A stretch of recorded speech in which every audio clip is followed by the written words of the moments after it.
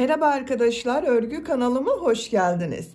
Hem kız hem erkek çocuklarınız için yapabileceğiniz kolay motifli tığ işi hırka yaptım. Bugün bu hırka anlatımını sizlerle paylaşmak istiyorum. Ben bugün pembe renkli iplikler kullanarak kız bebek için yaptım. Siz aynı model hırkayı farklı renkli iplikler kullanarak erkek çocuklarınız için de yapabilirsiniz. Yeni doğan bebek için de yapabilirsiniz. 1, 2, 3, 4, 5 yaş, her yaş çocuklarınız için yapabilirsiniz. Yetişkinler için de uygun bir model. Ben bugün bu hırka anlatımını 6-12 ay arası bebek ölçüsüne göre yapıyorum. Siz her yaş çocuklarınız için yapabilirsiniz. Siz bunu daha küçük yapmak istiyorsanız bu her motifi benim yaptığımdan bir sıra eksik yaparsanız daha küçük ölçüde olur arkadaşlar. Bu her motifi benim yaptığımdan bir sıra fazla yaparsanız daha büyük çocuklarınız için olur. Ben bugün 6-12 ay arası çocuk için yapıyorum. Motifler yapıyoruz ilk önce arkadaşlar. Bakın 4 motif ön bölüm için yapıyorum. Yakadan düğmeli yaptım ben bunu. Bu ön bölüm için 2 motif yapıyorum. Bu ön bölüm için 2 motif yapıyorum. Arka bölüm için 4 motif yapıp birleştiriyorum bakın. Hırkanın örgüsü çok kolay arkadaşlar. Örgüye yeni başlayanın da yapabileceği çok kolay bir model.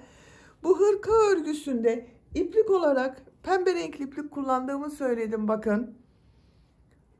Bu renk bir pembe iplik, yeşil renk iplik ve açık renk iplik kullandım. Ben bugün bu renk iplikleri kullandım. Siz tercihinize göre her marka iplik ve renkleri kullanarak yapabilirsiniz. Her renk iplik ile çok güzel oluyor. Tığ olarak 5 numara 3 milimetre tığ kullandım. Benim elim çok sıkı değil. Yaptığım örgüler yumuşak oluyor arkadaşlar. Sizin eliniz sıkıysa 3,5-4 milimetre tığlarla yaparsanız çok daha güzel olur.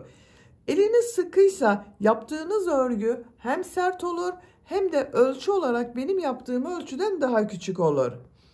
2 düğme kullandığımı söyledim. Bakın buraya 2 düğme yaptım. Siz tercihinize göre bunu 3, 4, 5 düğmeli olarak yapabilirsiniz. İpliği tığı hazırlayalım. Hep birlikte bu kolay güzel hırka örgüsüne başlayalım. Örgü kanalıma abone değilseniz abone olmayı ve izlediğiniz videolarıma beğeni ve yorumlarınızı yapmayı unutmayalım lütfen arkadaşlar. Sizlerden gelen bu yorum ve beğeniler örgü kanalımın devamlılığı için çok önemli. Şimdiden hepinize teşekkür ederim. Kolay gelsin. İyi çalışmalar.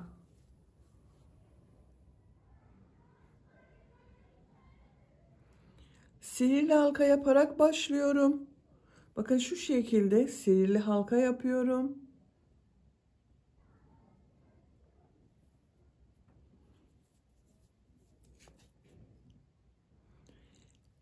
İki zincir yapıyorum. Bu sihirli halka içine 2 trabzan yapıyorum. Motif başlangıcını yapıyoruz arkadaşlar. Bu sıra başında yaptığım 2 zincirde 1 trabzan, 1, 2, 3 trabzan yaptım. 2 zincir yapıyorum. Buraya 3 trabzan yapıyorum.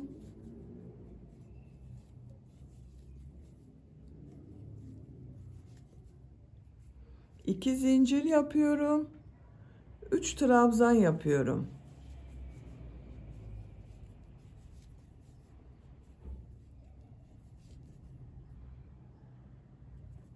İki zincir yapıyorum. 3 trabzan yapıyorum.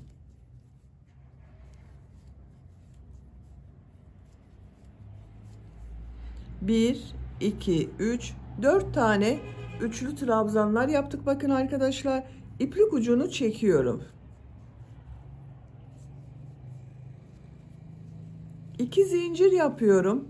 Sıra başında yaptığım bakın bu ilmek ile ilmek kaydırma yaparak birleştiriyorum. İplik ucunu şu şekilde tuttum. Bakın 1, 2, 3, 4 yerde 2 zincir yaptık. Buralar köşe olacak arkadaşlar. İpliği kesiyorum.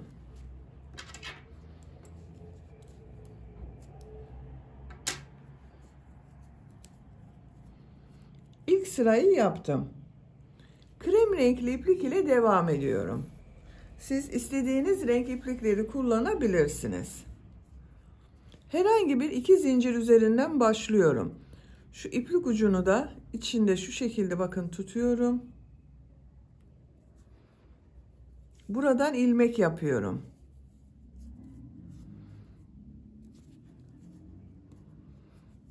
Üç zincir yapıyorum. Bu 3 zincir bir trabzan oluyor. Bu köşeyi arkadaşlar 3 trabzan yapacağız. Şimdi 2 trabzan yapıyorum. Bu yaptığım bakın 3 zincirde bir trabzan, bununla 3 trabzan oluyor. 3 trabzan yaptım. Köşenin diğer üçlü grubunu sıra sonunda yine buraya yapacağız. Bu 2 zincir üzerine 3 trabzan, 2 zincir, 3 trabzan yapıyorum.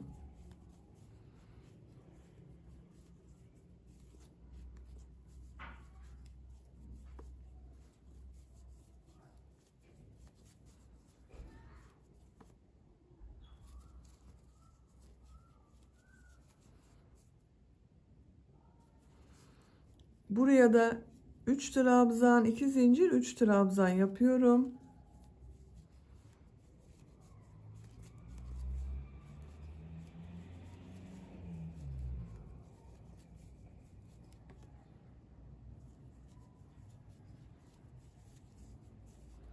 Üç trabzan, 2 zincir, 3 trabzan yapıyorum.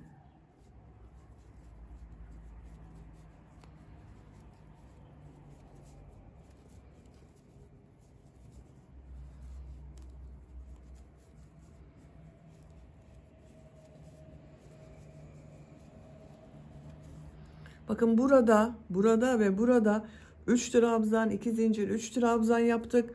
Bu köşenin ilk 3 trabzanı sıra başında yaptım. Diğer üçlü trabzanda bakın buraya yapıyorum. 3 trabzan yapıyorum.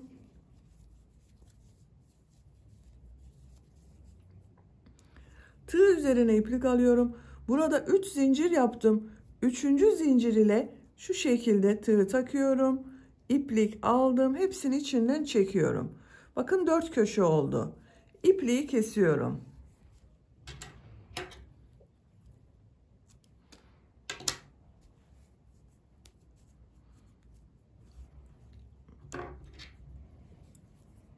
İplik uçlarını şu şekilde temizliyorum.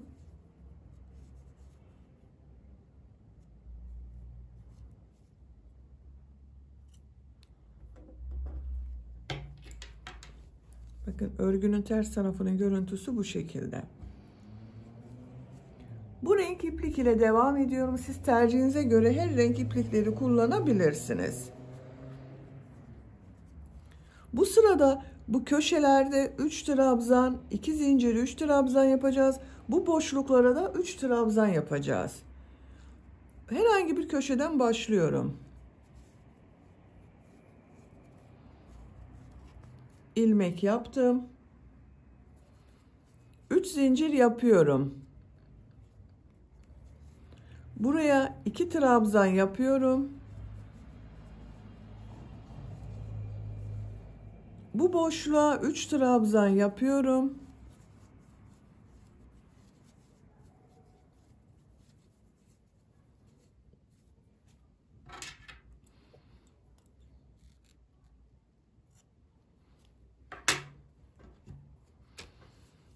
Bakın köşeye 3 trabzan, 2 zincir, 3 trabzan yapıyorum.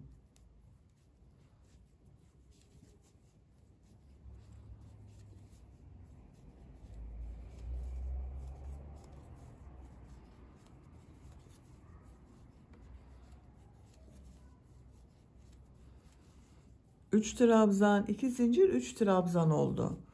Buraya 3 trabzan yapıyorum.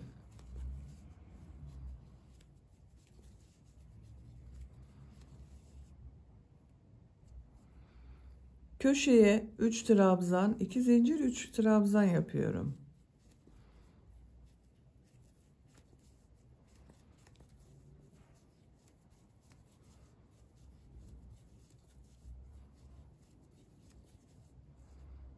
Üç trabzan yapıyorum.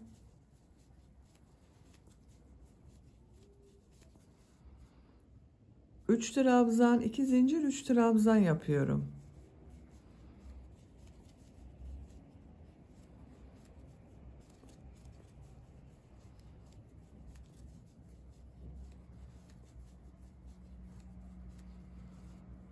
3 trabzan yapıyorum.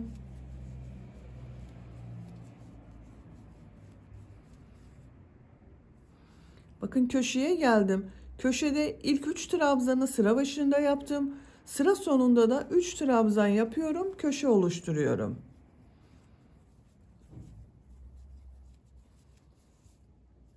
Tığ üzerine iplik alıyorum.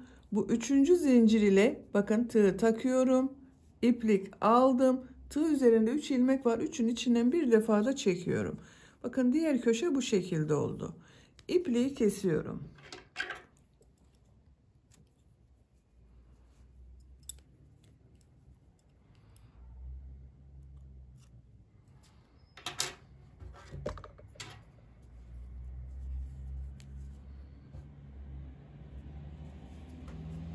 Bakın örgünün ters tarafının görüntüsü de bu şekilde.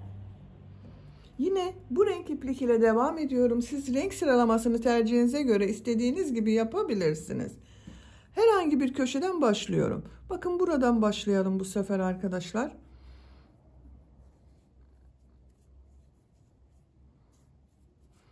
İlmek yaptım. 3 zincir yapıyorum. Buraya 2 trabzan yapıyorum. Köşenin ilk üçlü trabzanı bu. Tığ üzerine iplik alıyorum. Bu boşluğa ve bu boşluğa 3 trabzan yapıyorum.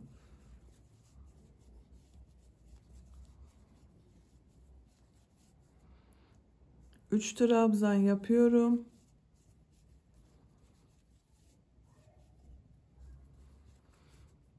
Köşeye 3 trabzan, 2 zincir, 3 trabzan yapıyorum.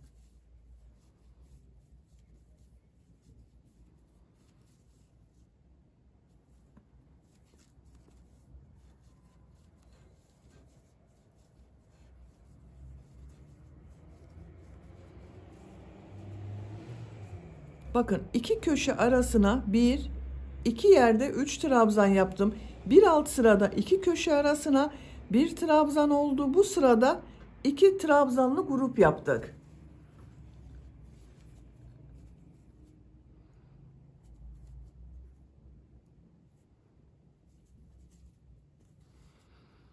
Buraya yine 3 trabzan yapıyorum.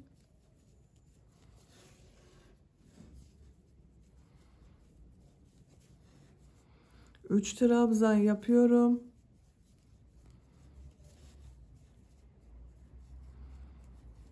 Köşeye 3 trabzan, 2 zincir, 3 trabzan yapıyorum.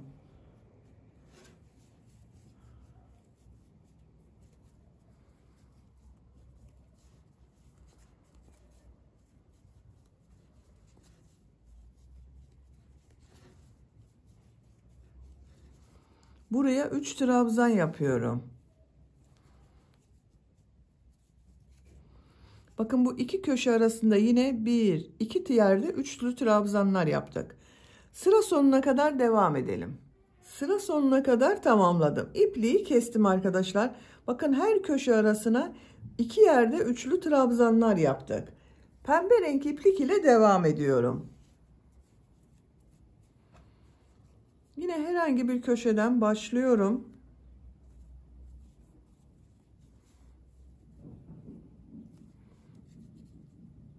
Üç zincir yapıyorum.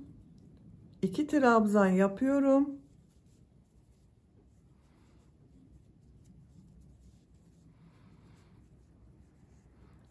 Üç trabzan yapıyorum. Bakın boşluklara 3 trabzan yapıyoruz hep.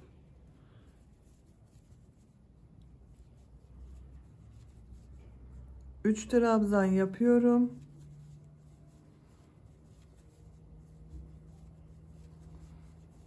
Üç trabzan yapıyorum.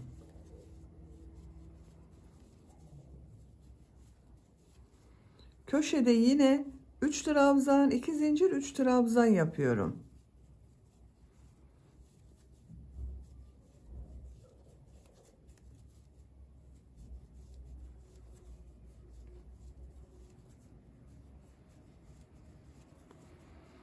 Buraya 3 trabzan yapıyorum.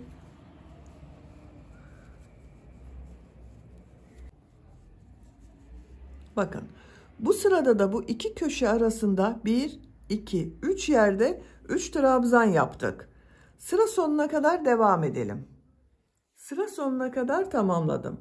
Köşelerde 3 trabzan, 2 zincir, 3 trabzan yaptım. Arada bakın 3 yerde 3 trabzan yaptım. Buraya sıra sonunda yine 3 trabzan yapıyorum.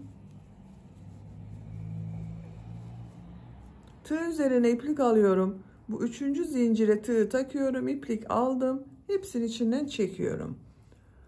İpliği burada kesip başka renk ipliğe başlayabilirsiniz arkadaşlar. Ben pembe renk iplik ile devam ediyorum. 3 zincir yapıyorum. Bakın ipliği kesmedim. 3 zincir yapıyorum. Buraya 2 trabzan yapıyorum. Bu 3 zincirde 1 trabzan.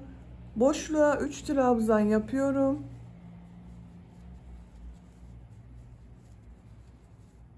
Üç trabzan yapıyorum.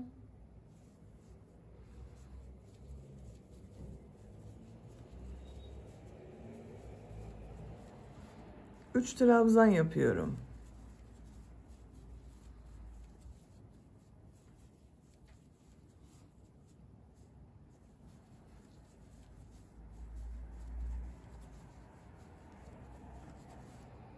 Buraya köşeye yine 3 trabzan, 2 zincir, 3 trabzan yapıyorum.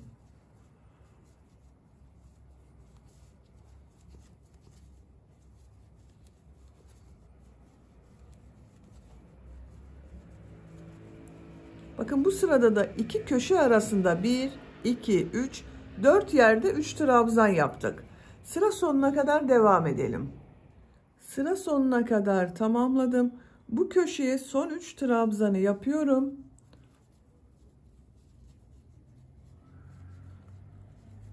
Ben motifte son sırayı yapıyorum arkadaşlar. Siz daha büyük çocuk için yapıyorsanız bir sıra daha bu şekilde devam edebilirsiniz. Ben bu sırada bitiriyorum.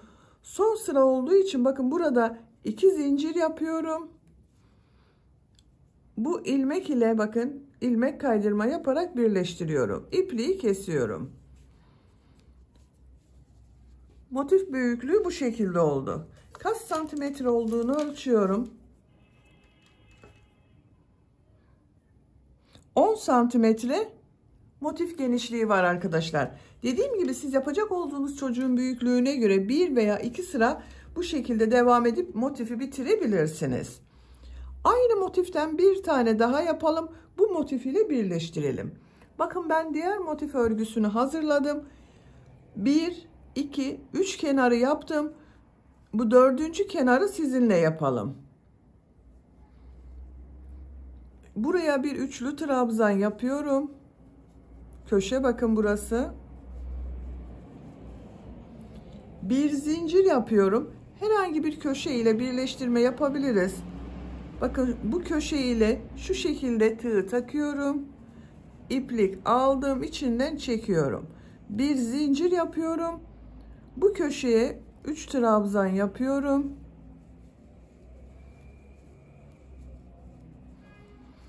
Bu iki kenarı birleştireceğiz arkadaşlar. Birleştirme yaparken bu son sırayı yapıyorum. Bakın şu şekilde tığı boşluğa takıyorum. İlmek aldım, çektim. Tığ üzerine iplik alıyorum. Buraya 3 trabzan yapıyorum.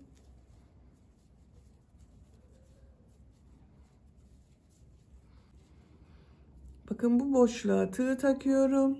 İplik aldım. Tığ üzerine iplik alıyorum. Buraya 3 trabzan yapıyorum.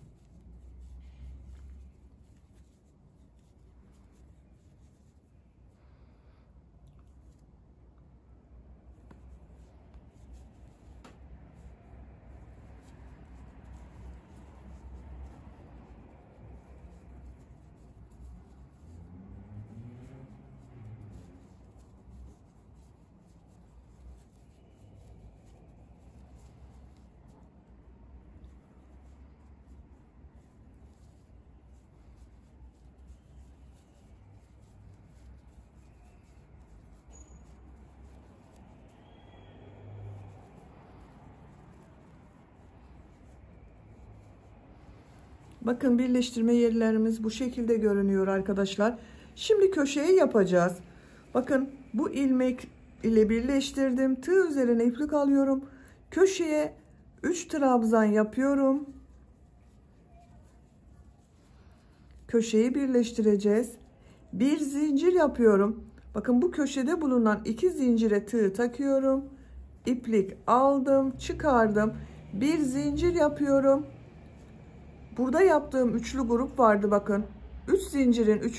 zincire tığ takıyorum. İlmek kaydırma yaparak bitiriyorum. İpliği kesiyorum.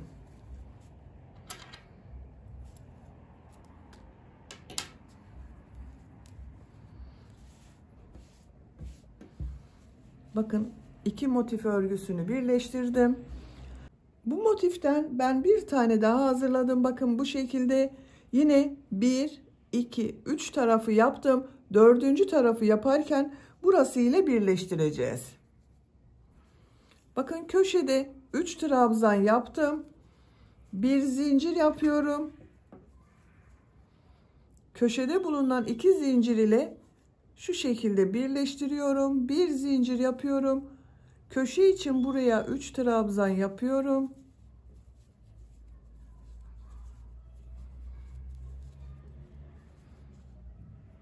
Bu boşluk ile bakın birleştiriyorum. 3 trabzan yapıyorum. Diğer motifleri birleştirdiğimiz gibi bunu da birleştiriyoruz bakın.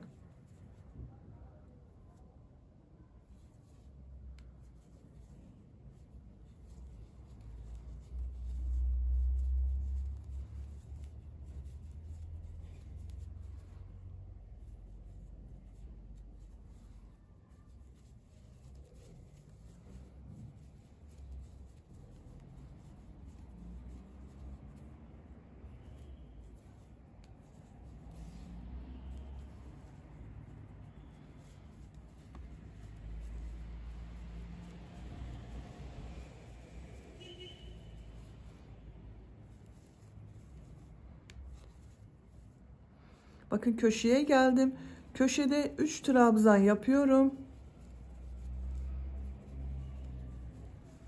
Bir zincir yapıyorum. Bakın bu iki köşeyi birleştirdiğim ilmek var. Bunu şu şekilde bakın arkadaşlar. Şurada bulunan ilmek ile birleştiriyoruz.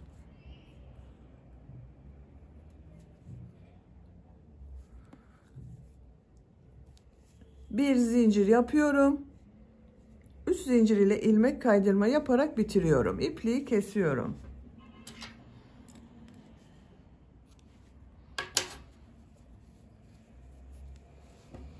Bakın 3 motif örgüsünü birleştirdik. 4. motif örgüsünde ben hazırladım. Bakın bunda 2 kenarı yaptım.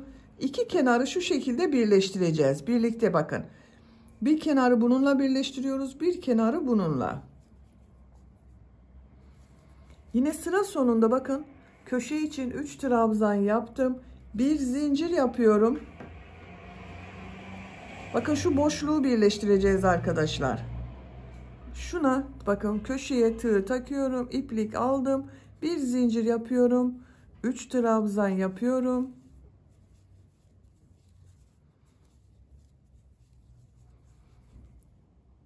Bu boşluğa tığ takıyorum.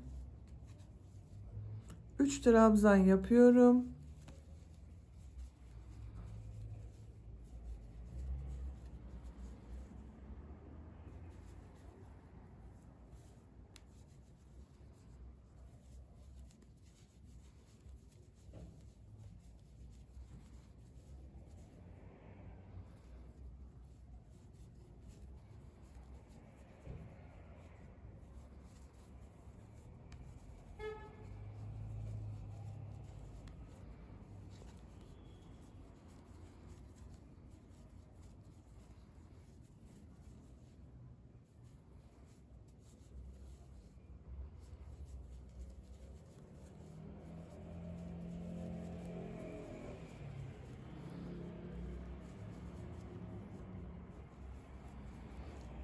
Bakın köşeye geldim.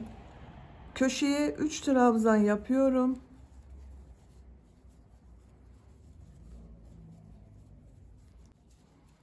bir zincir yapıyorum. Burada bakın 3 motifi birleştirdiğim köşe var. Burada bulunan ilmek ile birleştiriyorum arkadaşlar. Tığ takıyorum. İplik aldım.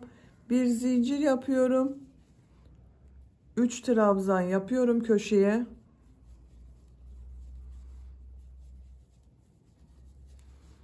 Bakın köşenin birleşim yeri bu şekilde oldu. Bu motif ile birleştirmeye devam ediyorum. Bu boşluğa bakın tığ takıyorum. İplik aldım. 3 trabzan yapıyorum.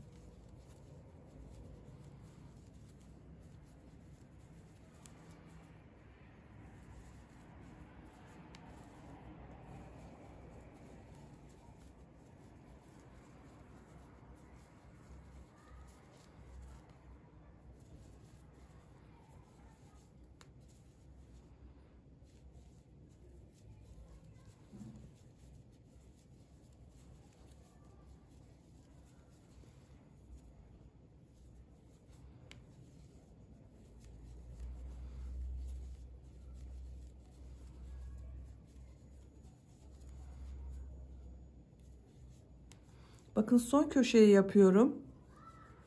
3 trabzan yapıyorum. Bir zincir yapıyorum. Köşede yaptığım bu 2 zincir ile iplik aldığım içinden çektim. Bir zincir yapıyorum. Bu ilmek ile ilmek kaydırma yaparak birleştiriyorum. İpliği kesiyorum.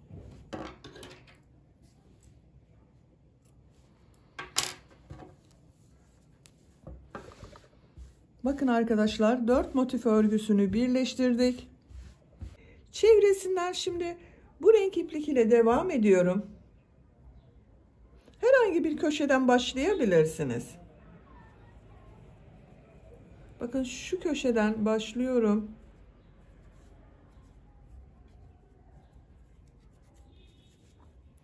Üç zincir yapıyorum. Buraya 2 trabzan yapıyorum. 3 zincir ile birlikte 3 trabzan oldu. 3 trabzan yapıyorum.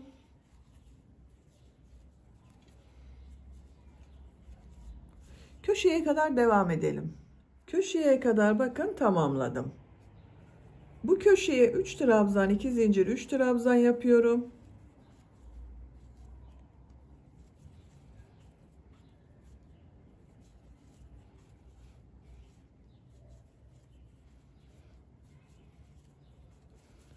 Üç trabzan, 2 zincir, 3 trabzan yaptım. 3 trabzan yapıyorum.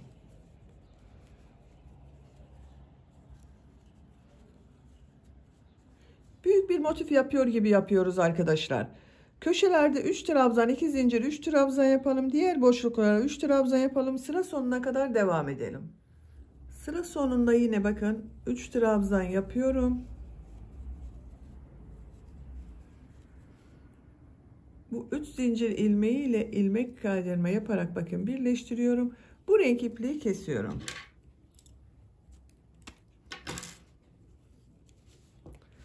Bakın arkadaşlar bu şekilde oldu. Bir sırada pembe renk iplik ile çevresinden yapıyorum. Yine aynı köşeden başlayabiliriz. Bakın buradan bir ilmek yapıyorum. 3 zincir yapıyorum. 2 trabzan yapıyorum. 3 trabzan yapıyorum.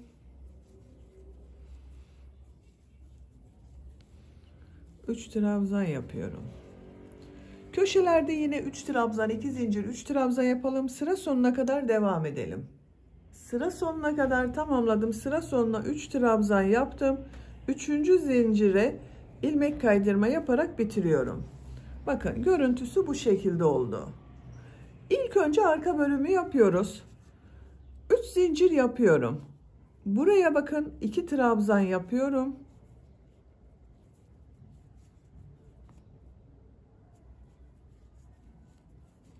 3 zincir ile birlikte 3 trabzan oldu. 3 trabzan yapıyorum.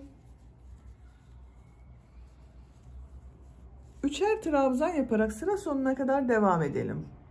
Sıra sonuna kadar tamamladım. Köşeye 3 trabzan yapıyorum.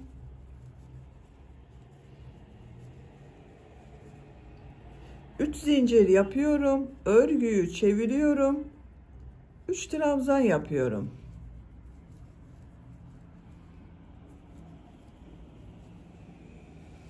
Üç trabzan yapıyorum. Sıra sonuna kadar devam edelim. Sıra sonuna kadar tamamladım. Bakın buraya 3 trabzan yaptım. Tığ üzerine iplik alıyorum. Burada 3 zincir yaptığım bir trabzan var. 3. zincire tığ takıyorum. Bir trabzan yapıyorum. Bakın sıra sonunda bir boşluk oluştu arkadaşlar. Sıra başında da 3 zincir yaparak dönüş yaptım. Burada bir boşluk var. 3 zincir yapıyorum. Örgüyü çeviriyorum. Buraya 2 trabzan yapıyorum. 3 zincir ile birlikte 3 trabzan oldu. 3 trabzan yapıyorum.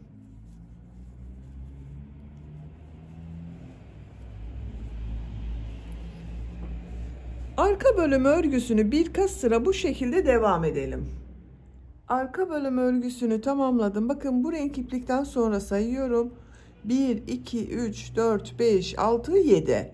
Bitirmedik arkadaşlar. Ön bölümleri de hazırlayalım. Daha sonra önle arka bölümü birleştireceğiz. Bakın ön bölüm örgüsünü ben bu şekilde 2 motif yaptım, birleştirdim. Bakın şu şekilde 2 motif de burası için yapacağız. Burada yaptığım gibi bakın beyaz renkliden sonra 2 sıra pembe renkli yaptım. Şimdi yeşil renkli iplik ile devam ediyorum.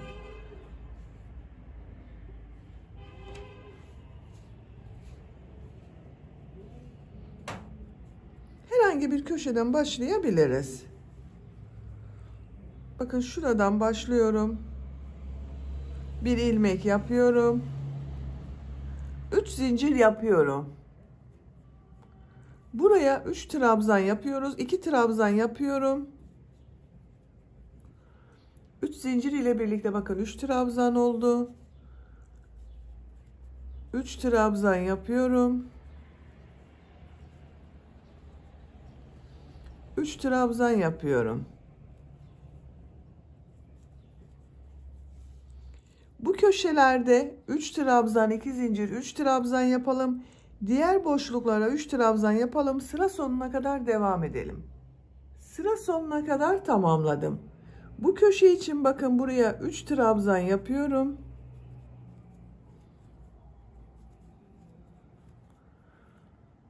Üçüncü zincir ile ilmek kaydırma yaparak birleştiriyorum bakın. İpliği kesiyorum. Bakın köşelerde 3 trabzan, 2 zincir, 3 trabzan yaptım. Diğer boşluklara 3 trabzan yaptım. Başladığım yere kadar tamamladım. Bir sırada pembe renk iplik ile yapıyoruz. Bakın arka bölümde de aynı yaptım arkadaşlar. Yeşil renkli iplikten sonra pembe renkli iplik ile devam ettik. Yine bu ilmekten başlıyorum. 3 zincir yapıyorum. Buraya 2 trabzan yapıyorum.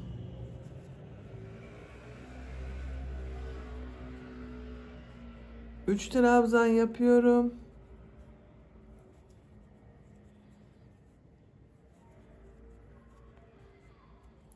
Köşelerde 3 trabzan, 2 zincir, 3 trabzan yapalım. Sıra sonuna kadar tamamlayalım. Sıra sonuna kadar tamamladım. Bakın burada da köşe yaptım arkadaşlar. Bakın arka bölümü ölçüyorum. Genişlik aynı oldu. Şimdi yaka örgüsünü yapalım. 3 zincir yapıyorum. Buraya 2 trabzan yapıyorum. 3 zincir ile birlikte 3 trabzan oldu.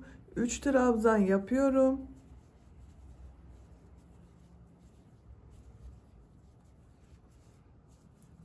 Üç trabzan yapıyorum.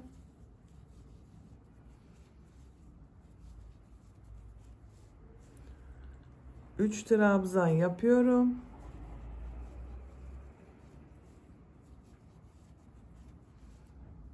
Üç trabzan yapıyorum.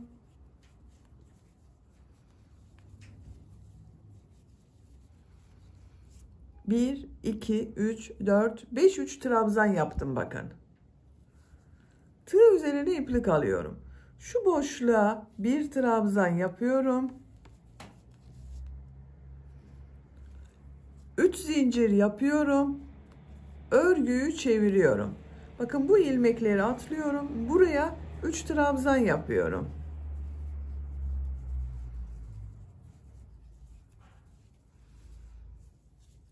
Üçer trabzan yapıyoruz.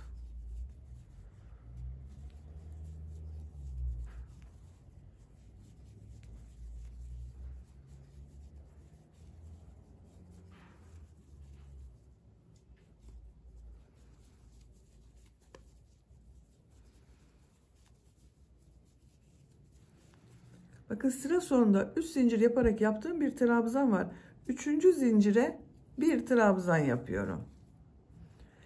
3 zincir yapıyorum. Örgüyü çeviriyorum. Buraya 2 trabzan yapıyorum. Bakın 3 zincir ile birlikte 3 trabzan oldu.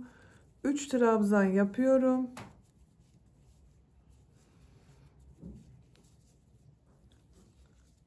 Üç trabzan yapıyorum.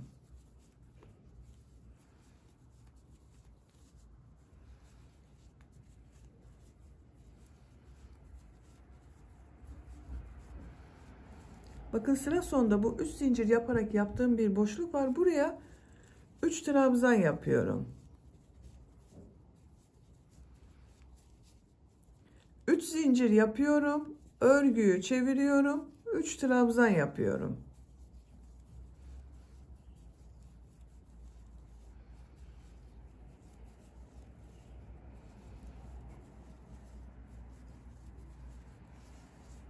Bakın arkadaşlar, yaka bölümünün örgüsü bu şekilde devam edecek. Arka bölümü bakın bu renkli iplikten sonra 1, 2, 3, 4, 5, 6, 7 sıra yaptık.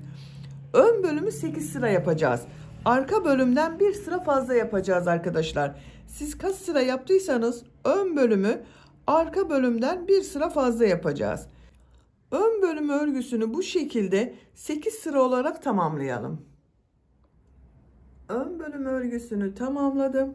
Bakın renkli iplikten sonra 1, 2, 3, 4, 5, 6, 7, 8 sıra yaptım arkadaşlar. Arka bölümden bir sıra fazla yaptım. Şimdi diğer ön bölümü de hazırlayalım. Bakın ben diğer ön bölümü de 2 motif yaptım, birleştirdim.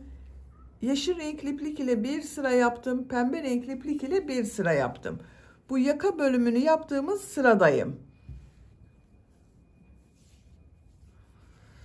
Bakın şu şekilde yerleştiriyorum. Yaka bölümünde bakın kol tarafı burası olacak. Buradan başladım.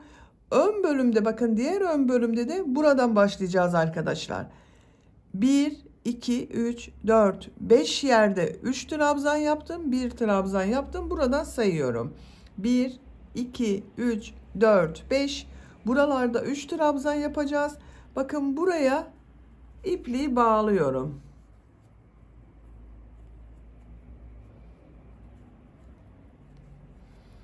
Buradan ilmek yapıyorum. 2 zincir yapıyorum. Tığ üzerine iplik alıyorum. Şuraya 3 trabzan yapıyorum.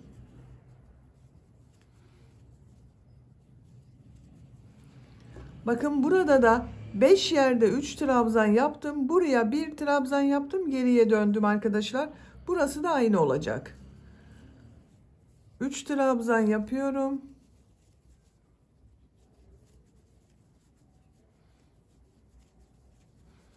3 trabzan yapıyorum.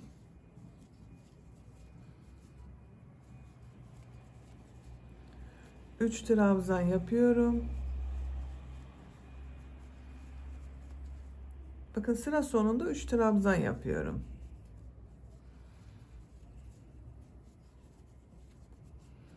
Bir, iki, üç, dört, 5 yerde 3 trabzan yaptım. 3 zincir yapıyorum. Örgüyü çeviriyorum. 3 trabzan yapıyorum. 3 trabzan yapıyorum. 3 trabzan yapıyorum.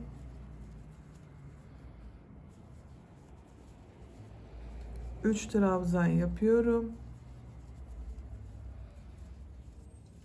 Bakın bu sırada sıra başında 3 zincir yaptım, geriye döndüm. 1 2 3 4 yerde 3 trabzan yaptım. Tığ üzerine iplik alıyorum. Bakın bu 3 ilmeği atlıyorum. Şu boşluğa bir trabzan yapıyorum. Buradan geriye döneceğiz arkadaşlar. 3 zincir yapıyorum. Bakın buraya 2 trabzan yapıyorum. 3 trabzan yapıyorum.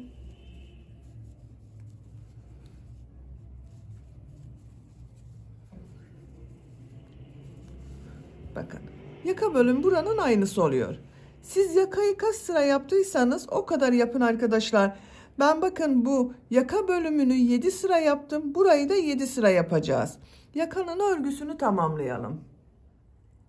Diğer ön bölümü de bakın aynı sırada yaptım. 2 4 6 7 sıra yaptım. 2 4 6 7 sıra oldu. Bu renkli iplikten sonra 8 sıra arkadaşlar. Bakın ön bölümlerin görüntüsü bu şekilde. Arka bölüm ile ön bölümü birleştireceğiz. Bakın şu şekilde birleştireceğiz arkadaşlar. Arka bölümü ön bölümden bir sıra eksik yaptım. Bakın burayı 7 sıra yaptım renkli iplikten sonra.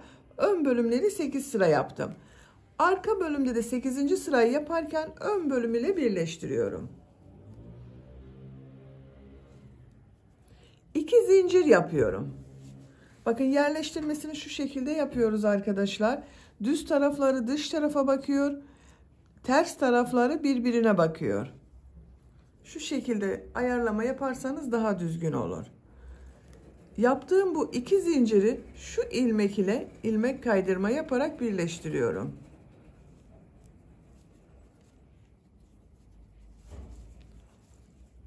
Şuraya 2 trabzan yapıyorum. Bakın bu yaptığım 2 zincir ile birlikte 3 trabzan oldu. Ön bölümde şu boşluğa tığ takıyorum. İlmek kaydırma yapıyorum. Buraya 3 trabzan yapıyorum.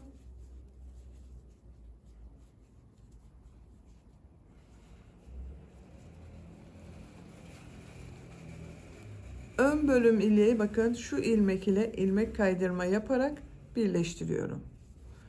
3 trabzan yapıyorum.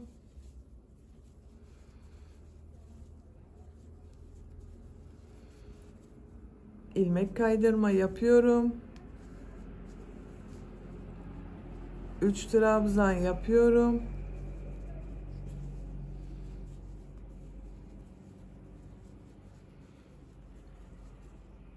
İlmek kaydırma yapıyorum. 3 trabzan yapıyorum.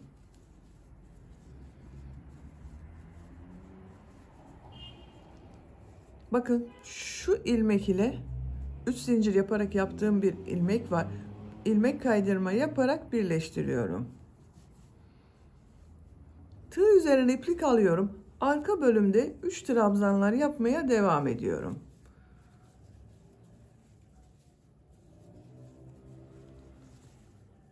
Buraya da 3 trabzan yapıyorum.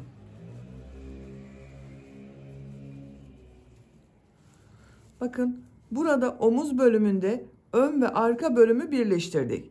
1 2 3 4 5 yerde üçlü grup yaptık. Sıra sonunda da aynı yapacağız arkadaşlar. 1 2 3 4 5 işaret yapıyorum.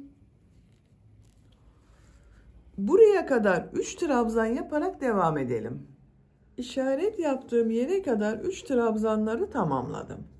Bakın burada 1 2 3 4 5 yerde yine 3 trabzan yapacağız. Diğer ön bölüm ile birleştireceğiz.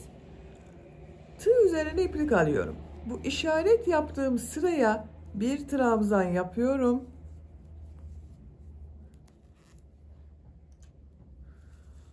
Bakın buraya bir trabzan yaptım.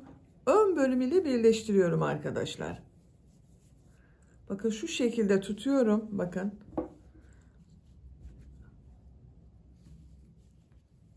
Ön bölümün şu ilmeğe tığ takıyorum. İlmek kaydırma yapıyorum. Tığ üzerine iplik alıyorum. Buraya 2 trabzan daha yapıyorum. Toplam 3 trabzan olacak. Bakın 3 trabzan oldu. Şu boşluk ile ilmek kaydırma yapıyorum. 3 trabzan yapıyorum.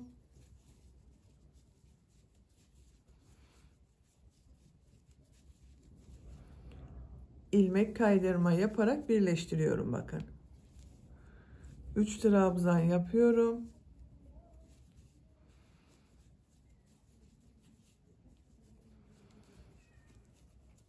İlmek kaydırma yapıyorum. 3 trabzan yapıyorum.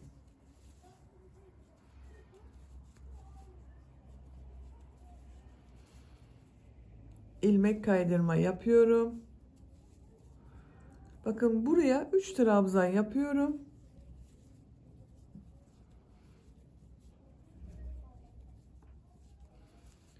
Burada yaptığım bakın 3. zincir ile ilmek kaydırma yaparak birleştiriyorum. İpliği kesiyorum. Bakın ön ve arka bölümü bu omuz bölümünde birleştirdik arkadaşlar. Bakın şu şekilde oldu. Şimdi yan bölümleri de birleştireceğiz. Kol bölümlerini işaretleyelim. Bakın şu şekilde. İlk önce kol bölümüne işaret yapalım. Bakın bu omuzda birleştirme yaptığım yerden sonra sayıyorum. Bakın 2, 4, 6, 8, 10, 12, 14, 16. sıraya işaret yapıyorum. Santimetre olarak ölçüyorum. Bakın bu işaret yaptığım yere. 12 santimetre arkadaşlar. Bu yükseklik yeterli. Siz isterseniz daha dar kol yapabilirsiniz. Bu 14. sıraya yapabilirsiniz veya daha geniş yapmak istiyorsanız 18. sıraya işaret yapabilirsiniz. Arka bölümde de sayıyorum. 2, 4, 6, 8, 10, 12, 14, 16.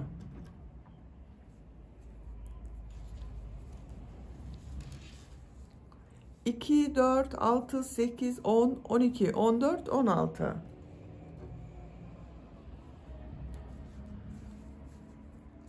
İki, 4, 6, 8, 10, 12, 14, 16.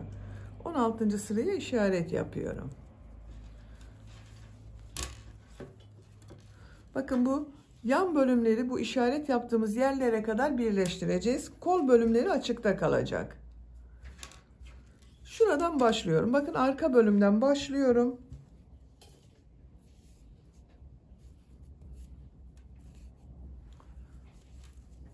Bu işaret yaptığım boşluk var bakın arkadaşlar.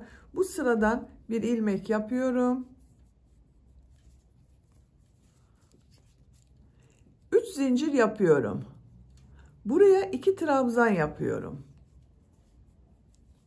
Bu sırada üçlü trabzan grupları yapacağız. Diğer sırayı yaparken bakın ön bölümü yaparken burada yaptığımız sıra ile birleştireceğiz. Şuraya 3 trabzan yapıyorum.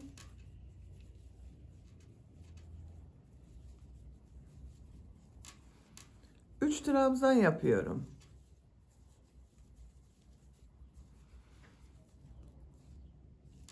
Sıra sonuna kadar devam edelim. Sıra sonuna kadar tamamladım. Köşeye bakın sıra sonunda 3 trabzan yaptım. Görüntüsü bu şekilde oldu. Ön bölüm ile arka bölümü birleştireceğiz arkadaşlar. Burada yaptığımız üçlü grubu ön bölümde de yapacağız. Bu sırayı yaparken bu yaptığımız arka bölüm ile birleştiriyoruz. Bakın tığ üzerine iplik alıyorum. Örgüyü bakın şu şekilde tutuyorum. Ön bölümde bulunan şu köşeye 3 trabzan yapıyorum.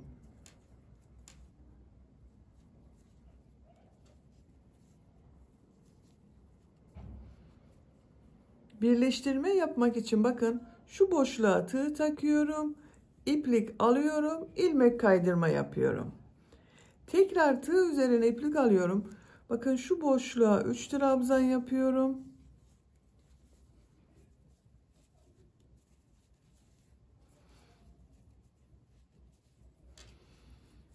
Şu şekilde bakın tutuyorum. Şu boşluğa tığ takıyorum. İlmek kaydırma yaparak birleştiriyorum. 3 trabzan yapıyorum.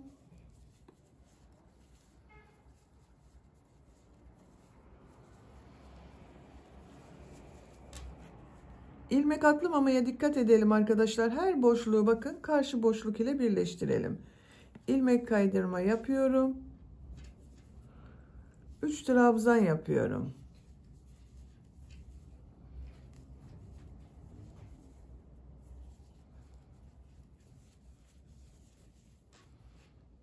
İlmek kaydırma yaparak birleştiriyorum. Bakın görüntüsü bu şekilde oluyor. Bu işaret yaptığımız sıraya kadar üçlü trabzanlar yaparak birleştirmeyi tamamlayalım. İşaret yaptığım sıraya kadar yan bölümü birleştirdim.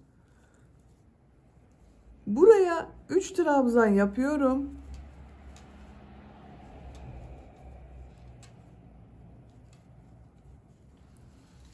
Bakın burada sıra başında 3 zincir yaptım. 3. zincir ile ilmek kaydırma yaparak birleştiriyorum. Bakın arkadaşlar yan bölümü birleştirdik. Birleştirme yaptığımız yerin görüntüsü bu şekilde oldu. Burası kol bölümü olacak. Bakın ben diğer tarafı da birleştirdim. İşaret yaptığım yere kadar birleştirdim. Kol bölümü bu şekilde.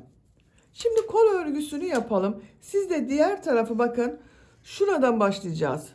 Diğer tarafı yaparken ön bölümden başlıyoruz. Arka bölüme doğru devam ediyoruz. Şimdi kol örgüsünü yapalım. Tığ üzerine iplik alıyorum. Bakın burada birleştirdim. Şu boşluğa değil. Şu boşluğa 3 trabzan yapıyorum.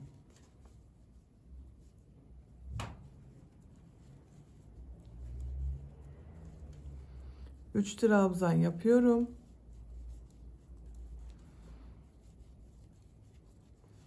Bakın şu sıra düz devam ediyor görünüyor arkadaşlar.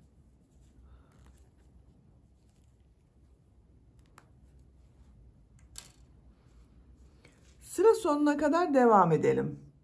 Sıra sonuna kadar tamamladım. Bakın buraya 3 trabzan yaptım. Birleştirme yaptığımız bakın bu ilmek ile ilmek kaydırma yaparak birleştiriyorum. Bakın arkadaşlar yan bölümün devamı olarak oldu. Düzgün bir görüntü oldu. İlmek kaydırma yaparak bakın şu boşluğa geçiş yapıyorum. 3 zincir yapıyorum. Buraya 2 trabzan yapıyorum. 3 trabzan yapıyorum.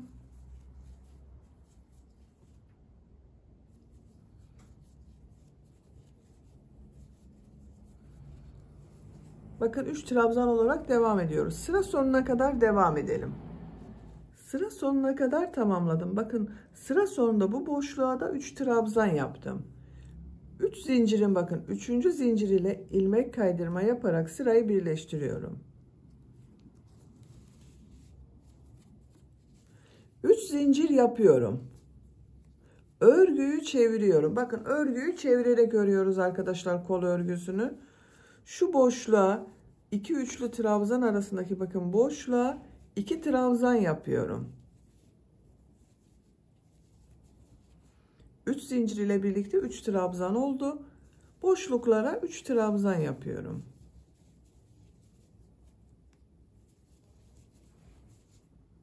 Sıra sonuna kadar devam edelim. Sıra sonuna kadar tamamladım. Bakın buraya 3 trabzan yaptım. 3. zincir ile ilmek kaydırma yaparak birleştiriyorum. Bakın örgünün ters tarafından yaptım bu sırayı. 3 zincir yapıyorum. Örgüyü çeviriyorum. Bakın örgünün düz tarafından devam ediyoruz. Sıra sonlarında örgüyü çevirerek örüyoruz arkadaşlar. Çevirmeden yaparsanız bu birleştirme yaptığımız yerin görüntüsü kayma olur. Siz tercihinize göre hiç çevirme yapmadan düzle devam edebilirsiniz. Dediğim gibi o zaman bu birleştirme yaptığımız yerin görüntüsünde kayma oluşur. Onu önlemek için her sıra sonunda örgüyü çevirerek yaparsanız daha iyi olur. Bakın buraya 2 trabzan yapıyorum. 3 zincir ile birlikte 3 trabzan oldu. 3 trabzan yapıyorum. Sıra sonuna kadar devam edelim. İlmek kaydırma yapalım, birleştirelim. Örgüyü çevirelim. Ters taraftan örgüye devam edelim. Bakın, kol örgüsü bu şekilde devam edecek arkadaşlar. Yapacak olduğunuz çocuğun büyüklüğüne göre bu sıraları tekrarlayarak kolun örgüsüne devam edelim. Kol örgüsünü yapacağım ölçüye göre tamamladım. Bakın, kol ucunda bileklik bölümü yaptım arkadaşlar bu şekilde. Diğer kol örgüsünde bakın bileklik bölümüne kadar tamamladım. Kaç sıra yaptığımı sayıyorum. Bakın 1, 2, 3, 4, 5, 6, 7, 8, 9, 10, 11, 12, 13, 14, 15, 16, 17, 18 sıra yaptım. Ölçüyorum. 15 santimetre yükseklik var arkadaşlar. Benim yapacağım ölçü için yeterli. Siz biraz daha büyük yapıyorsanız ve uzun yapmak istiyorsanız 1-2 sıra kol örgüsüne devam edebilirsiniz. Bakın, gövde ile örgüsüne bakıyorum. Şu şekilde. Bakın, burada bir sıra boşluk kaldı arkadaşlar. Şimdi bileklik bölümünü yapalım. Koyu renk pembe iplik kullanıyorum. Bakın, ipliği kestim. İlmek kaydırma yaptım arkadaşlar. Şu şekilde bir ilmek yapıyorum. Sık iğne yapıyorum. Sık iğne sırası yapacağız. Bu sırada sık iğneleri yaparken arada kesmeler de yapacağız arkadaşlar. Bakın, bu kol geniş duruyor. Bu kol ucunu biraz dar yaptım. Kesmeler yaptım, daraldı. Bu genişlikte yapmak istiyorsanız siz bu şekilde devam edebilirsiniz. Ben biraz kol ucu dar olsun istiyorum. Şu ilmeğe sık iğne yapıyorum. Bakın, 2 sık iğne yaptım. Şu 2 ilmeği birlikte yapıyorum. Bakın, şu ilmeğe tığ takıyorum. İplik aldım, bekletiyorum. Tığ üzerinde 2 ilmek var. İkinci ilmeğe tığ taktım, aldım. Tığ üzerinde 3 ilmek var. Üçünü birlikte çekiyorum. Tek ilmek yapıyorum. 3 sık iğne yapıyorum. Şu 2 ilmeği birlikte yapıyorum bakın.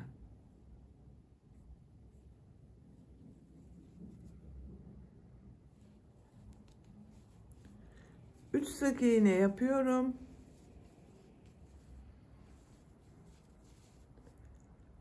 İki ilmeği birlikte yapıyorum. 3 sık iğne yapıyorum. 3 sık iğne yapalım. Diğer 2 ilmeği birlikte yaparak kesme yapalım. Sıra sonuna kadar devam edelim. Sıra sonuna kadar tamamladım. İlk ilmek ile ilmek kaydırma yaparak sırayı birleştiriyorum. Bakın, bu sırada sık iğne yaptım. 3 sık iğne yaptım. Bir kesme yaptım arkadaşlar. Bakın, kol ucu dar oldu. Bir zincir yapıyorum. Sık iğne sırası yapıyorum. Her ilmek üzerine sık iğne yapıyorum.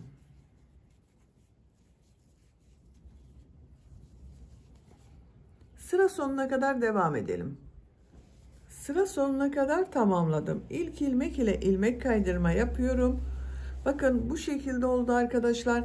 Bir sıra daha sık iğne yapıyorum. Bir zincir yapıyorum. Aynı ilmek içine sık iğne yapıyorum. Diğer ilmeklere sık iğne yaparak devam ediyorum. Sıra sonuna kadar devam edelim. Sıra sonuna kadar tamamladım. İlk ilmek ile ilmek kaydırma yaparak birleştiriyorum. İpliği kesiyorum.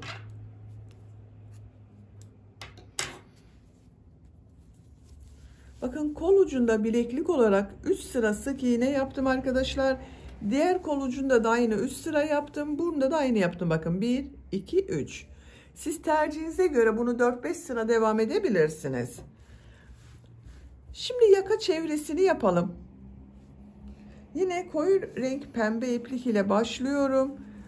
Bakın, omuz örgüsünün buradan başlıyorum arkadaşlar. Şu ilmekten ilmek yapıyorum.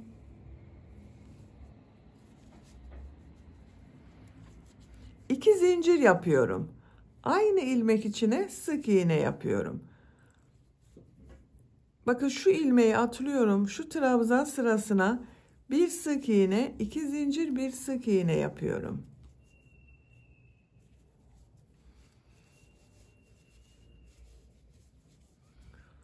Bakın bunu atlıyorum. Buraya bir sık iğne, 2 zincir, bir sık iğne yapıyorum. Atlıyorum. Bir sık iğne, 2 zincir, bir sık iğne yapıyorum. Bir sık iğne, 2 zincir, bir sık iğne yapıyorum. Bakın bu şekilde pıtırcık modelleri oluşuyor. Şuraya bir sık iğne, 2 zincir, bir sık iğne yapıyorum. Bakın şu ilmeği atlıyorum. Bir sık iğne, 2 zincir, bir sık iğne yapıyorum. Yaka çevresinde pıtırcık modelleri yapacağız arkadaşlar. Yaka bölümünün buraya düğme ilikleri yapmak istiyorum ben. Bakın bir düğme iliğini şuraya yapacağız yaka başlangıcına. Ben 2 düğme iliği ayarlıyorum bugün, bakın. Diğerini de şuraya yapıyorum. Ben 2 düğme iliği yapmak istiyorum. Siz tercihinize göre bunu 3, 4, 5 düğmeli olarak yapabilirsiniz. Pıtırcık modelleri yaparak bu ilk düğme iliği yapacağımız yere kadar devam edelim. İşaret yaptığım yere kadar tamamladım. Buraya bir düğme iliği yapacağız arkadaşlar. Bakın pıtırcık modelinden sonra bir ilmek atlıyorum. Bu ilmek içine bir sık iğne yapıyorum. Düğme iliği için 7 zincir yapıyorum.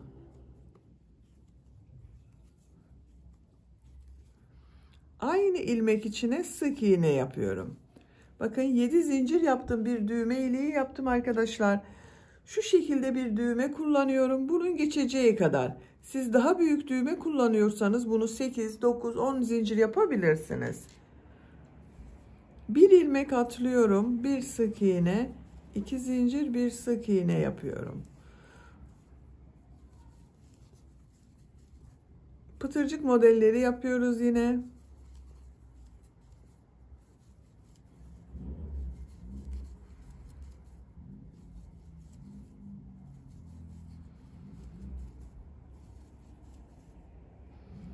Bakın diğer düğme ile yapacağım işaret yaptığım yere geldim arkadaşlar.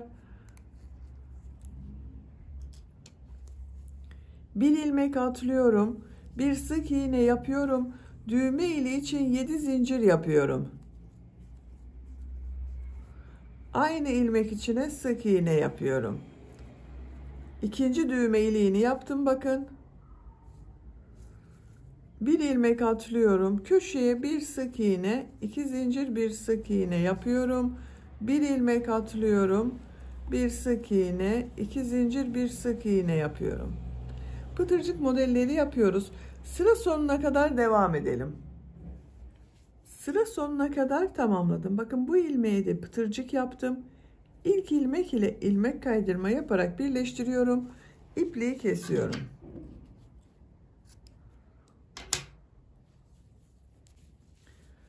Bakın arkadaşlar, yaka çevresinde pıtırcık modelleri yaptım. Buraya 2 düğme iliği yaptım. Tam karşısına bakın birer tane düğme diktim. Örgünün ters tarafının görüntüsü bu şekilde. Hırkanın bakın arka görüntüsü bu şekilde oldu. Çok güzel oldu arkadaşlar, bakın. Çok da kolay bir hırka oldu. Düğmelerini takıyorum.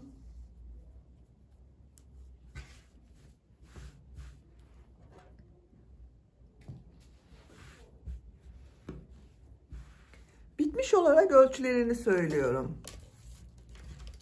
Kol altının buradan gövde genişliğini ölçüyorum. 26 santimetre. Yüksekliğini ölçüyorum. Kol altından yükseklik 18 santimetre. Omuzdan tam yüksekliğini ölçüyorum. 30 santimetre. Kol yüksekliğini ölçüyorum. 16 santimetre kol yüksekliği var arkadaşlar. Ben bugün 6-12 ay arası bebek ölçüsüne göre yaptım. Bu şekilde oldu.